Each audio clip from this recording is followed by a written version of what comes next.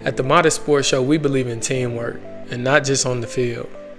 That's why we're proud to partner with Lift Up the Vulnerable, an incredible organization protecting the world's most at-risk children in war-torn regions.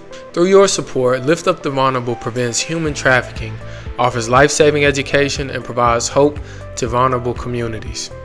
Over 86% of every dollar they receive goes directly into their transformative work in Sudan and South Sudan. Make a difference today by becoming a monthly sponsor. Whether it's $10 or $500 a month, every dollar matters. And don't forget, follow Lift Up the Vulnerable on social media to see how your support is changing lives in real time. To learn more about the incredible work they're doing, contact Alex Hill at 205-515-6696 or visit liftupthevulnerable.org. Follow Lift Up the Vulnerable on social media and join the movement. Together, let's lift those up who need it most.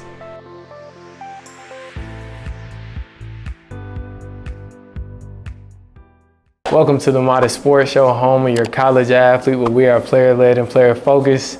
Today, as you guys can see, we are back, I guess you would say, at Mississippi State University. And this is our first player guest interview of this offseason. And so, guys, please help me welcome Zakari Tillman to the show. What's good, but don't leave me hanging. Zakari is a guest that I've, well, for one, he's my little brother's roommate, Jacoby Albert. But then aside from that, Zakari is a cat I met, I want to say it was about last year this time. Mm-hmm. I came up here, and him and Kobe, they were watching some film, getting a little film session in. I think this is right around fall camp, a little bit before. And so I'll say the very first time I met you, you I was like, you a cool cat, very mild-mannered, you know what I mean? A dude with a few words. But the one thing I learned from you this past season, your play is very loud, very talented player. And I actually go a step back further and say that I remember like the very first time I laid eyes on what you could do on the field was, I think it was last spring. And I was, I followed y'all team Instagram, and you had a pick in one of the spring practices. And I was like, I looked at that and I was like, this cat's a safety playing at, linebacker depth. But, like I said, just very talented player. And so I'm thankful that you came on the show today, bro. Just to share the world, to show the world who you are. So with that being said, let's get a little bit more into who you are as a person. But first, we're going to start off with an icebreaker. And that is, in practice, whether it's mat drills, 7-on-7, like any type of competition, who is the toughest dude to go against on your football team? Me personally, I feel like it's always a rivalry between either the linebackers and the tight ends, or the linebackers and the running backs. Seydou Traore, he's a tight end. Seydou. Okay. I feel like me and him have a little bit of a rivalry. Okay. It's time to compete. So. Yeah. Okay. Yeah, he is on. And now, I think Kobe said he came from England or something like that. Yeah. Okay. So he's kind of new to football, but. Yeah, he a dog. Okay. I mean, that's impressive to me, because like this is 3rd or 4th year playing football or something like that. Maybe even more than that. Yeah, but that's interesting. So, aside from that, let's get into more your upbringing. All right, so you're from Florence, Mississippi. Yeah. And so with that being said, what was life like growing up in Florence? We breed football in Florence, Mississippi. It's a small town, very rural. I grew up playing in the local park, and just ended up playing in Florence ever since then. And one thing about Florence, as I said, that we are breed football. They're really supportive. What I'm saying? They've been behind me since I didn't left. So. Yeah. Now, when you say you breed football, who are some other players that come out of Florence or who have came out of Florence? We had a few players, like, for instance, my cousin, he played receiver. There's a few kids, like, it was a running back, his name was Pawpaw. I had looked up to him growing up as a kid, like going to the Florence High School games and stuff like that. Yeah. So it was a few players, here and there that are like, stand out that I really watched growing up.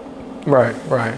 And so, you know, I will kind of fast forward a little bit just to, you know, your time in high school. Mm-hmm. Now, in high school, you're rated a 3-star athlete, and you played both sides of the ball. Yeah. So my question to you is, for one, what was your high school experience like? And then two, did you enjoy playing receiver in high school? Oh, most definitely. I bulled my coach about it. Big Coach Levy today, you know. Let me get back on offense. Yeah. Because he had recruited me when he was at Ole Miss to play receiver. I didn't know that. So, Okay. Yeah. But my experience just playing high school ball, it was a fun experience. I wish I can go back today. Yeah. We wasn't really winning as much as we had wanted to, but it was fun, you know, just being able to have that team bond with, you know, your friends from home. And that was really just the best part about it. Yeah. Now you also had quite a few offers. I think I seen Mississippi State, Tulane, Memphis, La Tech, Southern Miss. Yeah. Am I missing any? That's just a couple that I seen. Indiana. Okay. So with that being said, like, when was that moment in high school? Like, when did it pop? You feel like you're recruiting and then, you know, your status started to go up as far as the schools that were reaching out to you? I can think back to this one day. I was working at Zakari's. Yeah. I had made a little job, you know what I'm saying? And I was in the back one day and I had got a call from Coach Hughes. Coach Hughes was here on the first year staff when I first had came. And I was talking to the wide receiver coach and, you know, he was telling me, you know, we want to offer you to come play here, and you know that kind of just changed my life, you know, because once you get that first Division I offer, everybody else started, you know what I'm saying, hitting you up and stuff like that. So ever since then, it was a fun process. Like I really enjoyed it. That's like one of the highlights of my life. Yeah. So with that being said, what type of receiver do you feel like you were? Like, because I haven't watched any tape. Do you feel like you was more like a possession type of dude, a speedy slot? Like, what type of receiver were you? I was that rat kind of receiver. We always had the kids. I was a high ball receiver. I love one-on-one balls. Okay. Yeah. Okay. So ultimately, during that process, you know, of course, we're going on visits. Whether it's officials, unofficials, just kind of moving around, talking to different coaches at different schools. Yeah. What stood out about Mississippi State at the time? Made you say, I want to go to that school? Just for like the sake of my family, being able to make it to every game, you know, being back home, playing for the home state, being able to play SEC ball, that was really my biggest in the academic part, but just being able to, you know, stay home, and I'm only 2 hours away from the crib, so, you know, just having friends and family, being at every game, coming to support, I felt like that was kind of like a boost to come to Mississippi State.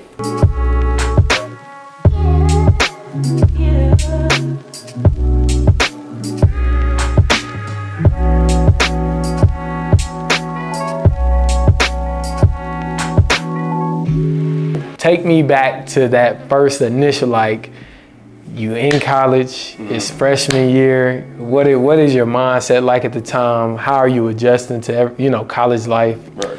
Like, talk to me during that time period. Man, coming in as a early enrollee freshman, it was a lot of nerves going. It was a lot of mental things that, you know, that you had to deal with as a freshman, because you'd be so scared to mess up once you get here, you know what I'm saying, as far as like making the workouts and being where you need to be, just being on time. And one of the things that I learned about just understanding the schematics of college football is just having a routine, being consistent, you know, doing the small things right.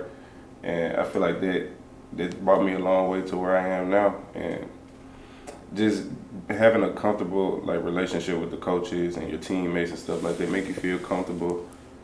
Just being around, being at the facility, you know, finding things to do with your teammates, to build like team cohesion and stuff like that.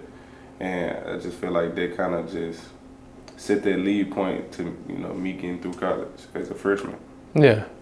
Now I like that too, because I think a lot of young freshmen, they come into school kind of like with football only being their focal point, right? And then they forego like, I got to get to class, and then on top of that, like, okay, if you mat drills, you kind of tweak your hamstring. Now you got to add getting to the training room on top of that, and then you got meetings, your defensive position meetings where you getting with the guys. Your older, at the time, I'm sure you had older dudes in here like Buki and Jet. Yeah, I didn't want to misspeak, but yeah, those guys kind of being in here and kind of like you got to follow, an example that's been set. So I think a lot of young guys they skip over that, but as I look back on my playing days, it's kind of like a lot of time the effort and energy that you put into football, you got to put that into things outside of it too.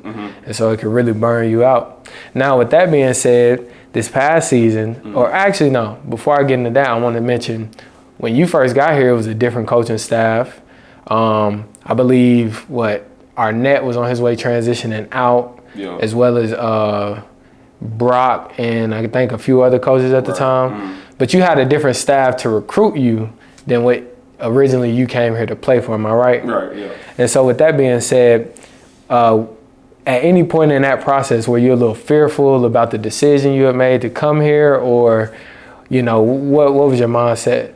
My mindset around that time when everything had happened, I still had a strong mindset because, once I'm in, you in it, what I'm saying? And I feel like in my mind that I can get it did here, nowhere else. Because this is like my roots, you know what I'm saying? So I feel like I can get it here, I got to do my side of the job and just go on from there. Yeah.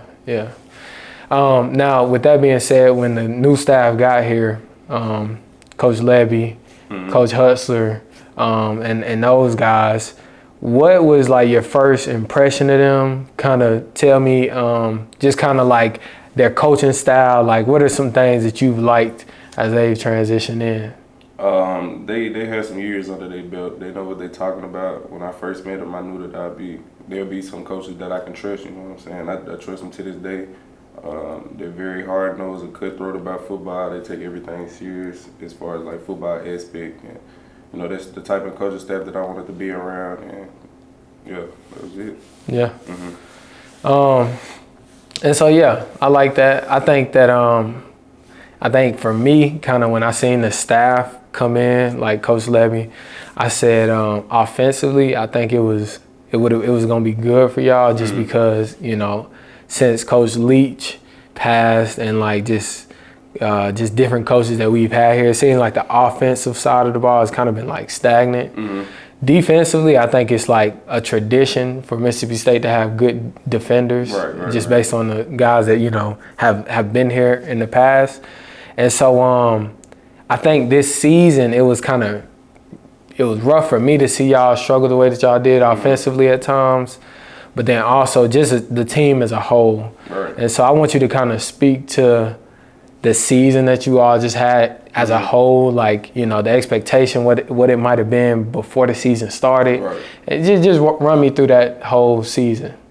Us as a team, we had a lot of team goals, going into the season, really starting with fall camp, just really understanding what type of team we were going to be. But, as things got hard, we kind of like shifted apart from each other, which I feel like that was our biggest problem because, going in and playing these big teams, we kind of held in there, like teams like Georgia, Texas, you know what I'm saying? Yeah. But, like, as a team, we got to figure out how to finish, play in the fourth quarter. Playing in the fourth quarter is hard. Playing fourth-quarter games is hard, you know what I'm saying? So, I just feel like as a team aspect, like, we can't let our morale go down once we go down 2 possessions or something like that. And just being able to, handle adversity the right way. There was a lot of people on the team that I felt like didn't handle adversity the right way. It was a lot of players that was kind of selfish. And just being able to work through that, man. And I feel like, this upcoming season, I feel like we're going to fix those type of things and be up from there. Yeah.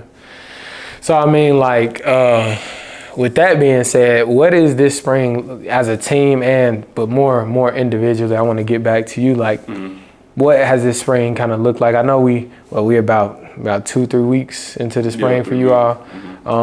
But in the short time that you have had together as a team, I know coaches are still kind of like recruiting as far as like getting the roster together and whatnot, bringing dudes in.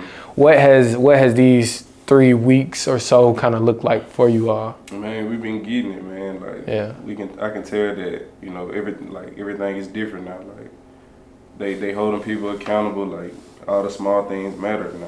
Like, we can't go back to what we was doing last year. And, you know, the coaches harp on just being 2-10, even when we at their conditioning. And, you know, it's getting hard out there. And, Yeah. everybody don't want to go 2-10 again. So, it's, as a team, we understand, you know, what it got to look like now. Like, we got to be, you know what I'm saying, sharp at every aspect of what we want to accomplish. So, Right. it's going good, though. And so heading into this year, I guess, tell me, what are some personal goals you got? Like, but I actually want to say this first. So coming off this year, despite the team's, I guess, lack of success, Right. you in particular had a pretty good year. I think, you know, when I think of dudes who stood out to me this year, I would say you and Isaac Smith defensively kind of held that unit down, you know, and I guess I'm curious to know what your goals are coming up for this year, but also like I said, even with the lack of success that you all had as a team, I feel like you kind of made your mark this year. So speak to both of those things if you don't mind. Me personally, I feel like this upcoming season, I need to become a real student of the game, just doing more unconventional things after practice, like after workouts, just getting some extra film in, extra workout in, gaining some more weight, trying to maintain weight. That kind of gets rough around 5 camp season. Right. Just earning myself to becoming a leader, you know, earning the respect of all my teammates, earning the respect from the coaches, knowing that I can be a trustworthy player out there. You know, being one of those leaders on the defense, and I just feel like just being consistent every day, in and out, being where I need to be, just leading by example, you know what I'm saying? Because we got, you know, a lot of new guys, it's a new team, you know, so they're going to look up to the players and look for the players that's, you know, that already been through it to, you know, lead the way. So that's what I'm striving for right now. And when you know, I think you said like the word leader, being a leader a couple times now. So for you, what does that look like? And the only reason I ask, because outside of this, right, I think this is a very natural element for me just because I love interacting with you all. And I think I could showcase who I am as a person like through this medium. But in the locker room, I was more of a mild-mannered dude, like kind of off to myself. I handled my business. I went to class, you know. But and I tried to be and as far as like when it came to like stretch lines and any mat drills and stuff like that, I jumped to the front and I was a leader in that aspect, but I wasn't, I guess what I'm trying to say, I wasn't the biggest vocal leader. And I take it that, you know, I don't know, you might be extremely different in the locker room, but I'm curious to know what type of leader do you consider yourself to be? Really like what you said, I'm not really a vocal leader. I try to gain that respect from my teammates by my actions, you know what I'm saying? Like you said, jumping in the front of the line. It really like something that I needed to work on, just, you know, just put myself in that situation, just, you know, just earning that respect. No doubt. And so I guess like moving on from that, coming off a big year this year for you individually, could you tell me like this upcoming season though, you know, I know the game is volatile and you can only control what you can control. Stat wise, like you trying to touch 100 tackles this year? You trying to like what are we looking like in that regard? Me and Isaac had a conversation after, well, we had one before the season, had to whoever get the most tackles, and you know, I'm very proud of my dog Isaac. He stayed down for a minute, and we talked like not too long ago that I wanted to go for the most tackles in the SEC, and he go for the Jim Thorpe Award. So that's really where I'm sitting at right now. I know like as the season goes and as the year go by, you know, I have like new goals and different goals. But as of right now, like I want to lead the SEC in tackles, and I want to be like one of the best linebackers in the nation. Right on. Okay, so let's transition over a little bit, and I kind of want to talk about just who you are beyond the game. And so with that being said, how would you describe just kind of like who you are outside the field, what type of person would you say you are, and Yeah, speak to me in that. I'm really an outgoing person. I try to stay out the way. I'm not really, like all around, all over the place and stuff like that. I got I just be chilling, you know what I'm saying? I don't really be doing too much outside of football. Just trying to, get everything outside of football done, like handle my business, stuff like that. Right. Now, what are some I guess what's your favorite food? Like tell you, do you one better. What is one thing about Zakari that you think Bulldog fans don't know and maybe would like to know? I'm probably the best gamer in Starkville. Okay. Yeah, I take pride in my game. So you do like what you into? Madden, of course, college football, of course. What else? Call of Duty. I feel like I'm the best at Call of Duty. Okay. 2K. Okay. You're a real gamer. You play FIFA? Man, I was just playing FIFA this morning. Okay. A real gamer. Well, guys, before we get out of here,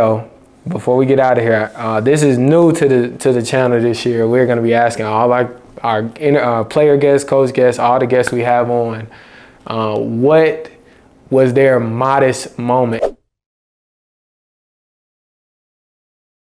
And what I mean when I say that, what is a moment in your life that you felt like, man, I'm thankful. Like you felt like you might have arrived, or you felt like you got over a hump, or you dealt with some adversity and you won. What is Zakari Tillman's modest moment? It may be weird to say, but when my grandma had passed away, that kind of like opened a whole new realization for me. It was kind of like an epiphany type deal. I had promised that before she had passed that, I was gonna go to the league and things like that. So that's kind of like my why every day when I come in, just getting over that hump over when she had passed away, knowing that, she'll want me to do great things, and that just pushes me every day to go hard. Yes, sir. And you will. We know Zakari, guys, if you're not familiar with his game, a real dog, I'm telling you. And I know you will, dog. I know you gonna go to the league. I'm telling you, God gonna be a Sunday guy here in a year or two. Yes, sir. Mark my words. Guys, thank you for sticking around and watching Zakari Tillman and learning from him and getting his story. Be sure to like, comment, subscribe. Go add us on all our social media, Instagram, TikTok, YouTube, Shorts, all that good stuff. And this season, I cannot wait. We'll continue to have amazing guests like Zakari on the show. Yes, sir. And without further ado, see you guys next time.